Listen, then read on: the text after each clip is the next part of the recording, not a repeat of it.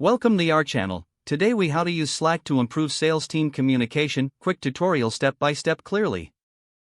To get started, open Slack on your computer or mobile device. If you don't have an account, sign up for one using your work email. Once you're logged in, create a dedicated channel for your sales team.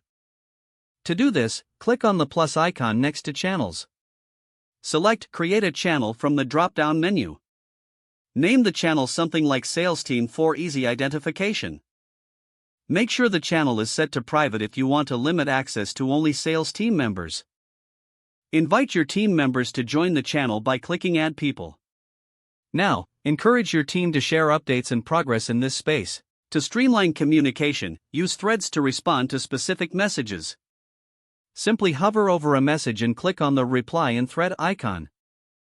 This keeps conversations organized and easy to follow. Next, utilize direct messages for one-on-one communication.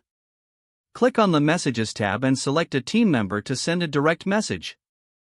For group discussions, consider creating smaller project-based channels. This allows for focused conversations around specific sales initiatives. Set up reminders in Slack for important tasks or deadlines. You can do this by typing /remind followed by your message and the time. Use Slack integrations to connect other tools your team uses, like CRM software. This can enhance productivity by enabling seamless access to information. Encourage the use of emoji and reactions for quick feedback. This can help foster a more engaging and dynamic communication style. Regularly check the pinned messages and files section for important documents. This ensures everyone has easy access to essential resources.